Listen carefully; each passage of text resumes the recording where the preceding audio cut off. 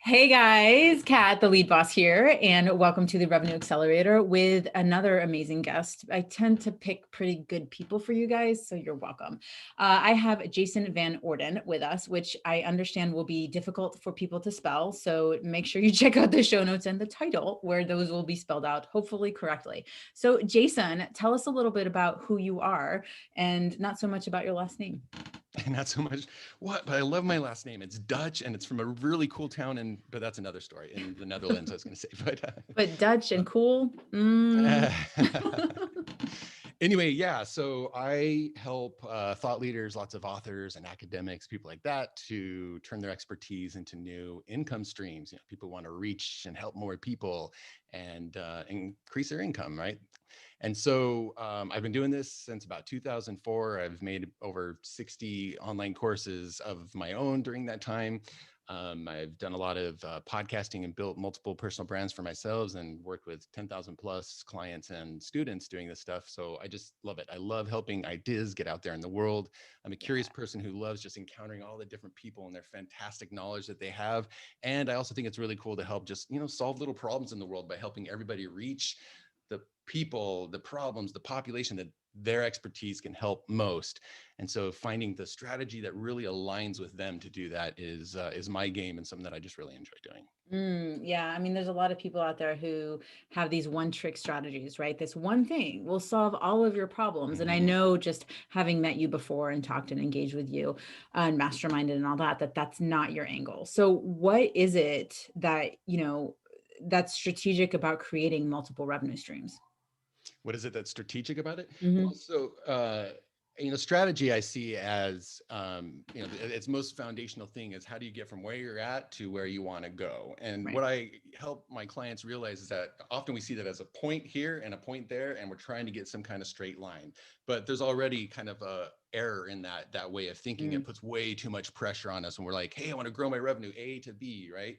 When the truth of the matter is there's probably, if you think of it more as like multiple different points that could actually fit your goals, your revenue that you want to reach, your opportunities and impact and legacy and lifestyle and all those Yeah. things, right? So that's the first thing to realize, is that really there are a lot of different things that you could do and arrive at something you're like, yep, that's still in alignment with who I am and what I want to do. And Mm. the other thing is, it's not a straight line, it's more of a zigzag, right? There's a great Harvard Business Review article from Yeah. a couple years ago that says strategy is a hypothesis, and we need to start thinking of it that way rather Yeah. than a plan.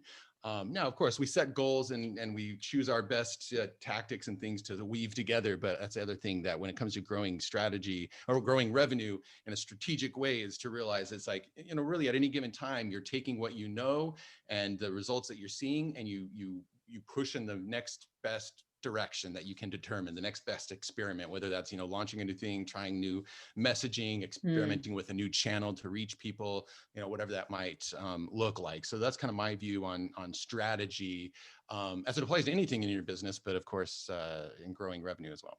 Yeah, I mean, a lot of people really create this synonymity, which is not a word, but we'll go with it, between a plan and strategy, right? Yeah. And so they think that it's the same thing, but it's not. And like one of the things that I've seen, from what your clients have experienced working with you is the benefit of having that support of you've been there, done that, and you've helped, like you said, tens of thousands of people go through this process and achieve repeat results over and over again, which just speaks to your credibility and capability of being able to achieve results. Now, I know that, we run into people sometimes who are in that place of, I need to do something now, right? Mm. Like this is something that needed to be solved yesterday. So how would you recommend strategize with someone around creating that new revenue stream that they only had a short amount of time to, implement and see results from? Yeah, the the basis there is to keep it as simple as possible. Now, let's expand that a little bit. Often we think about a new revenue stream, like you might determine, okay, I'm going to launch this group program, or I'm going to launch this online course, or whatever it may be. And what people don't do, and then they get stuck into these like weeks, sometimes months of trying to develop the thing, Mm. and they haven't even validated it, and they put all this like investment of time and energy that may or may not turn out. So what I say to them is, I say, like, look, we just want to identify as quickly as possible a very specific need, a very, Mm. that your your ideal audience has, that your ideal customers has. Mhm. What is that outcome that they just, that's top of mind for them? They're waking up thinking about it. They're going to bed thinking about it. And then quickly launch some kind of pilot offer. And Mm. so often people want to jump to that. Well, I want to launch something that's this automated passive income thing. It's like, okay, that happens in waves and stages. And so when I launch something new, I try to get it out as quickly as possible without having recorded any videos or anything. In fact, Mhm. I don't even set up a full sales page. In fact, I was just setting up today a new offer I'm going to test, and all I have is a checkout page with a few bullet points on it, and that's it, and the price.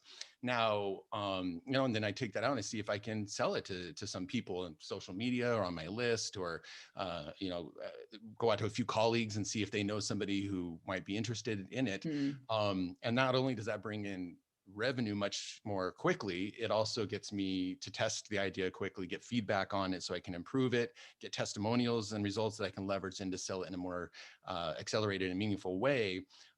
So what does that look like? Well, often what it looks like for me is a series of Zoom calls, or maybe even one Zoom call that's a couple hours long, or 2 or 3 Zoom calls that are an Yeah. hour each, whatever it might be, or whatever platform. It doesn't have to be Zoom, right? There are a lot of great platforms out there. But the point being, I don't go record a bunch of videos. Like, I deliver it live that first time. So I'm Yep. interacting with people, seeing their questions. Everybody knows how to use these Zoom and other online platforms. And I set up a simple checkout page, use a PayPal link. I haven't signed up for any kind of course platform. I haven't recorded videos in advance. I haven't, again, made a fancy launch or sales page. And then it's a checkout page with some bullets, or maybe a little video saying like, hey, here's who this offer is for, why I'm offering it to you right now, the specific results that you'll get. You can see what you get, on this page below. Go ahead and grab your spot, right? Yep. Now, if I can get some people to do that, then of course, after running it, we can start looking at, okay, how do I, like I said, it's multiple phases to turn it into an Yes. ongoing revenue stream that you can pull yourself out of more and more. But that's what I would say, is keep it very simple, get something to market as quickly as possible, and just cut out 80% of the garbage that most people get caught up in when trying to launch something new. Yeah, and one of the most important things that you kind of said but didn't say here at the end was the deliverability component of making sure that it's exactly what the people need and that they're getting a result, and thus why you're doing it live and not just kind of creating this thing. I've seen that mistake Yeah. happen over and over again. And even with established entrepreneurs of, I'm just going to do this thing and I'm going to create this course and put all this time and effort into it, and then they get shocked when no one's buying, and all this time and energy and this attachment, right, to this perceived easy button approach. So would your advice be different for someone who's, let's say, newer in business versus someone who's multiple 6 figures going to 7 figures or even 8 figures? Well, in terms of launching the thing in a piloted kind of way, my advice would be exactly the same.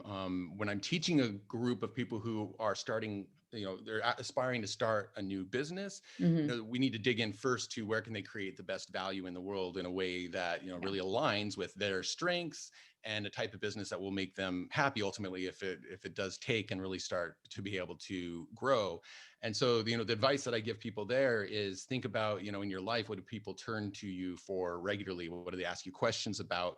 And especially often we feel drawn, at least with the type of businesses I work with, it's often people who are drawn to helping a past version of themselves to Mm. overcome or achieve something that they've done in the past. Yep. And so often, just in thinking that way, realizing that, and then realizing, second of all, that you do have something worth money, that others are happy to pay for because they want support, they want guidance, they want to go past the pitfalls, they won't want to waste time and money going down the wrong paths, that has value to people.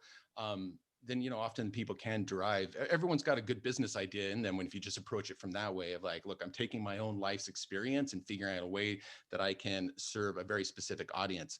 The third piece of advice I'd give there is, think about the audience first, not what's the product I'm going to sell. Yeah. What audience do you want to serve? And then figure out what they want most, right? So don't go like, oh, I Exactly. think I'm going to start a photography business that's selling photography courses. Say, okay, I think I'd really like to serve amateur photographers, hobbyist photographers who now want to make some money off of their Mm-hmm, photography. mm-hmm. What can I do to help them do that? Right. Right. And then you're starting from that specific audience and then building out from there. Well, and then the other mistake that people are making is going to where they think people are going to pay money, meaning they try to go for this overly ambitious, all right, everybody seems to be buying X. Yeah. And that's completely out of alignment with what you really want to do, because they're not asking them that very basic question of, what is it that people actually come to me for, like you called out originally.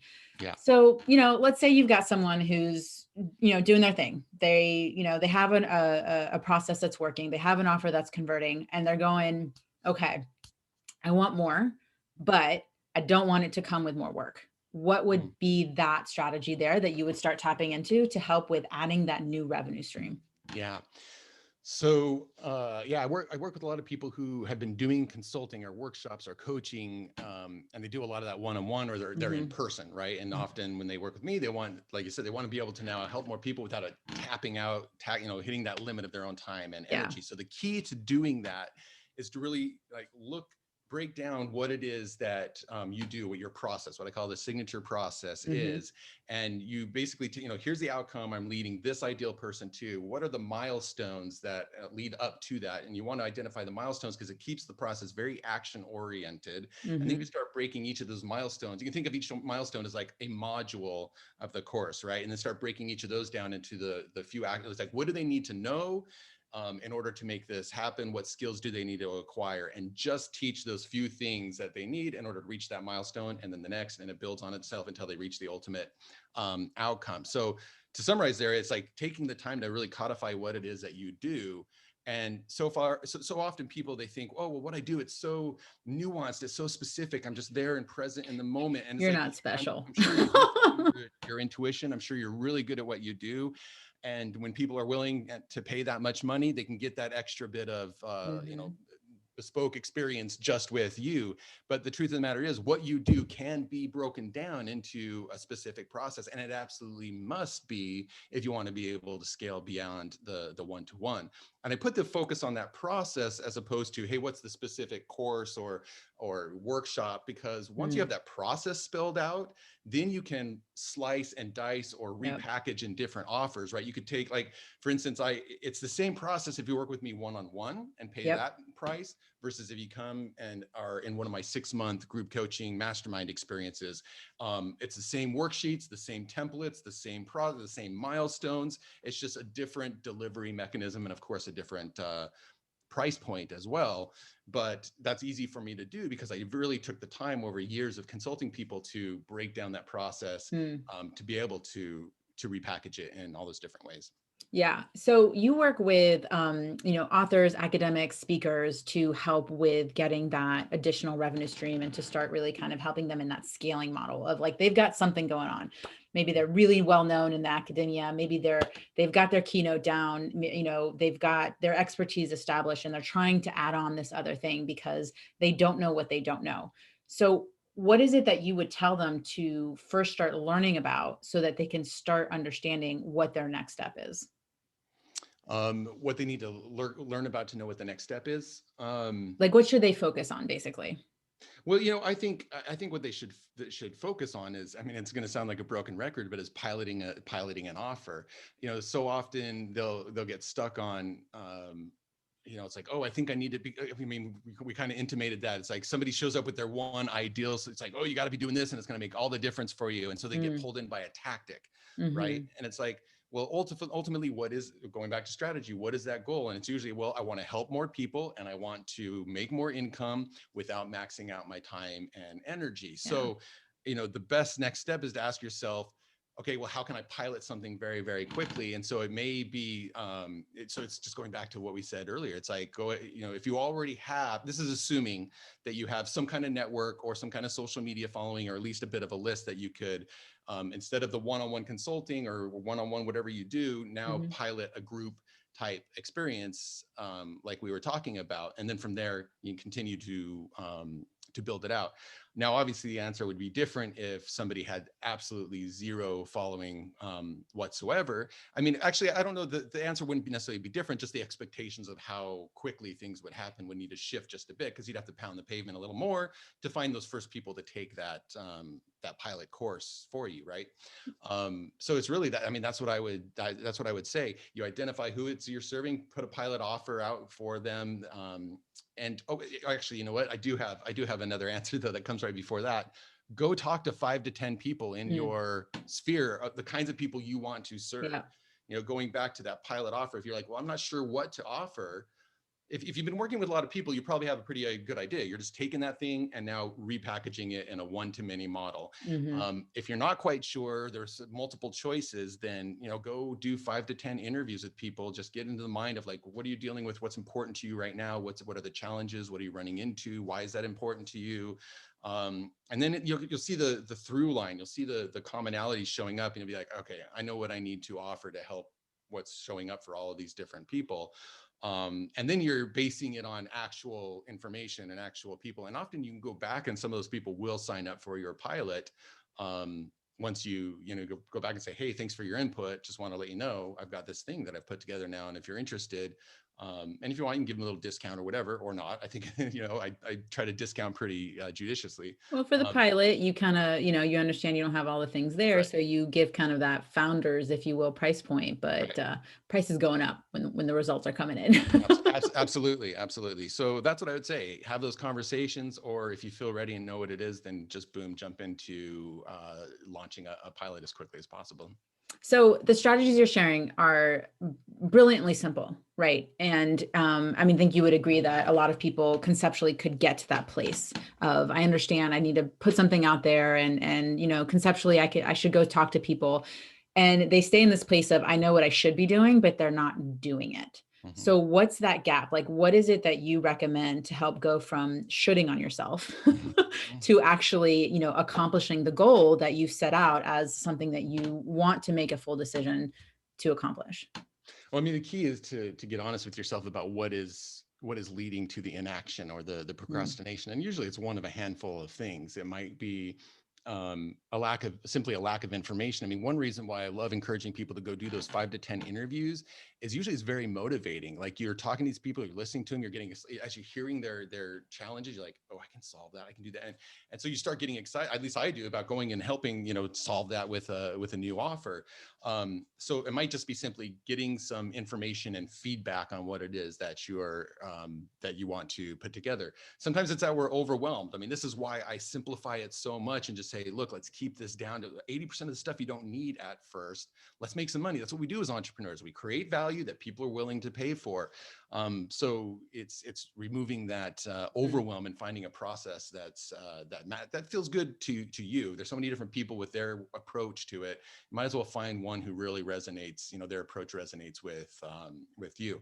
Other reasons that you might need to dive into are imposter syndrome. And we could do a whole episode about that, but that's just to realize that imposter syndrome happens to even some of the most talented people. Like, you could find out you've got like Maya Angelou, you got Tina Fey, Tom Hanks. Like, just go and put imposter syndrome quotes, and you'll see all the celebrities or well-known people, successful people who felt that. And to, maybe it's go have some conversations with people, because then you'll start feeling like, oh, I do have something to offer here, right? So identify, like, what is the source of that inaction, overwhelm, imposter syndrome, just needing some more information or a plan to follow to get you there. And, hopefully that'll start kicking things into gear. That's my at least brief answer that I can give without us doing a whole episode, I guess, on procrastination and stuff. A therapy session on why you're not doing what you're doing, what you should be doing. So, like, you've supported a bunch, and that's underestimating or under communicating the actual number of people. When we said tens of thousands of people, what's something that you wish that they would just like wrap their heads around? That if you could like sit them all in a room and say, guys, gals, women, men, like, you need to know this thing, what would be that thing that you would impart on them? That is quite a question. I think, it would kind of come back to that.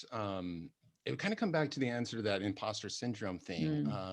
A friend of mine, Nilofer Merchant, wrote a book called Onlyness. And the premise of this book is that, we all have that place in the world that we can fill because we have our perspective, our unique approach, our expertise. It's a combination of all the things that make us who we are. And something I like to tell people is like, look, your personal brand is important because in the end, people are not just going to do business with you because of what you know. They're going to do business with you because of who you are, how you make them feel, how you make them think. So the thing I would want them to understand is like, look, there's a place in the world that you need to stand in and offer what you have, because that's how we're going to solve all these myriad of problems that we see around us, right? 20 years ago, we had to depend on big media, and you had to have a best-selling book or access to, like, that's where we got all our ideas about whatever the thing is, right? Yep. Now it's this groundswell of anybody can stand up and go, I've got a story to share. I've got an expertise to share. I've got a perspective on this. And Mm-hmm. there are people, I mean, look, 8 billion or whatever people in the world, you just need like this little slice that decide,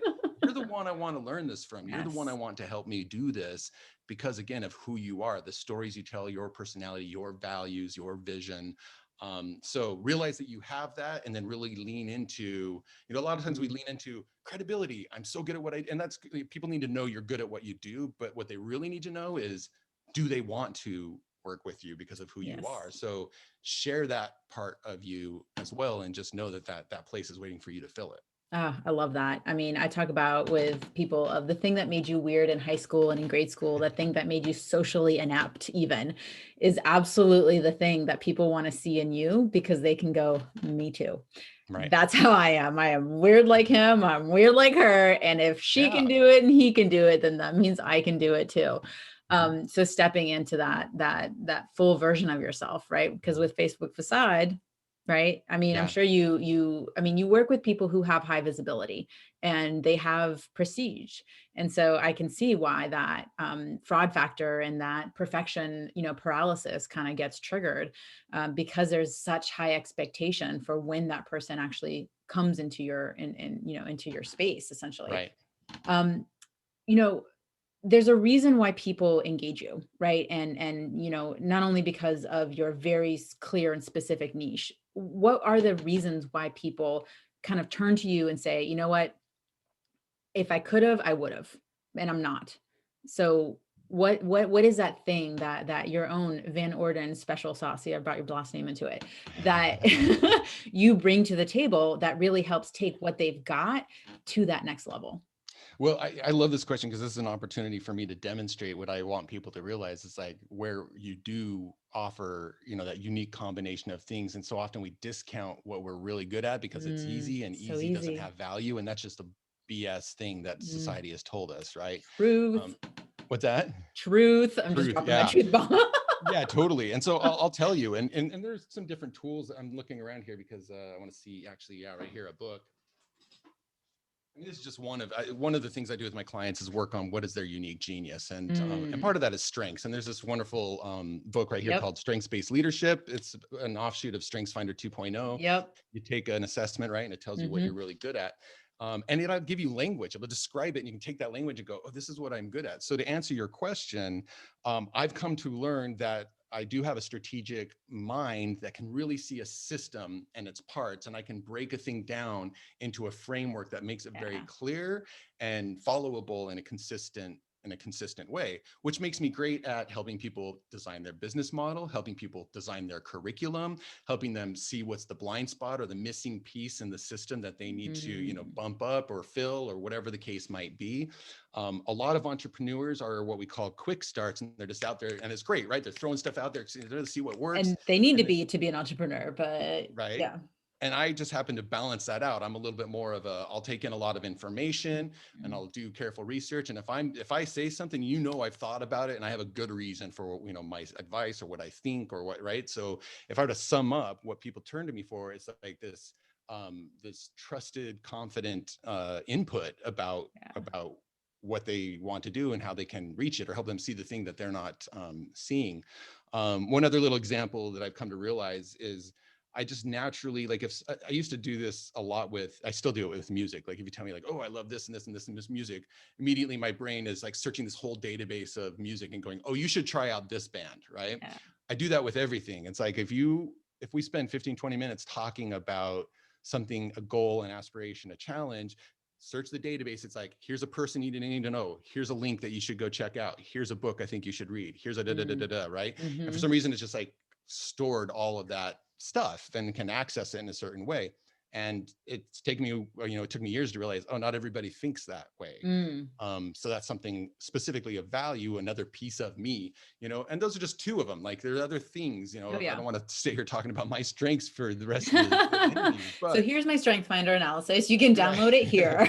here's why. But that is the kind of thing you want to recognize and own. It's like, yeah, I am particularly good at that way of thinking or doing or being or showing up or leading. And then let people know that that's how you work with them and will work Right. with them. Well, and that's the thing, is that people are looking for that thing that they don't have. And sometimes when they buy from you, they are kind of embodying it, at least through the initial action of buying, until they can learn that process. So you're filling that gap. And Right. that's the thing. It's that piece of the bridge, right? That just connects it. Maybe the Rosetta Stone, not what's the Rose Stone? What is it called?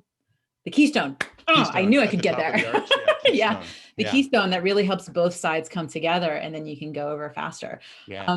I will say that you said one of my favorite words, which was consistency, right? And you being that catalyst to help have that consistency, because, a lot of people do know a little bit, that of what they need to be doing, but they're not doing it. And the consistency and having that support and that strategy, like that's just beautifully simple, but so effective. So Jason, I mean, you've been dropping and sharing a lot of stuff, and I'm sure there's people who are like, I need more. I need to understand, like, what is this piece that I'm missing? How can they get in touch with you? And I think you have something you want to share.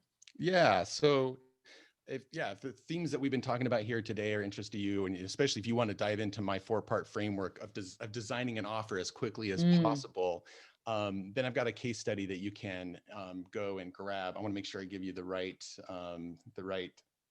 download link here. Anyway, go to. I'll make sure that this is working, but go to jasonvo.download. That's the URL, jasonvo.download. So it's shortening my name, so you don't have to worry about spelling it. jasonvo.download, and that's going to take you over to a landing page where you can get that case study and some other useful things on on launching an offer as quickly as you can. Yeah, because the faster you get out there, the faster you can receive the abundance. Jason, any parting words that you want to share with everyone today before I hit the stop record button? No, I mean, I think we've said a lot of good things. So I just hope that, if there is one thing that stood out for you, you're like, oh, that point really resonated with me, then, hopefully turn it into action sometime in the coming days. Go, okay, this is how I'm going to put that into action. This is how I'm going to shift my way of thinking based on, you don't have to remember everything we talked about, but if one thing like just stuck out to you, it's like, just take a moment right now to decide, okay, how am I going to put that to action in my business, in my process, in my life? And that would be wonderful. And let me know if it works for you. I'd love to hear it. Let me know. Absolutely. Beautiful. All right, guys, make sure you check out that link in the show notes. It's jasonvo.download. Look at me being able to write things effectively. And tune in and make sure and let Jason know. Post it in the comments or reach out to him directly. He is searchable online. And let him know how quickly you went into action from the concept. There needs to be like concept to conclusion or something like that. So, right. All right. Thanks so much.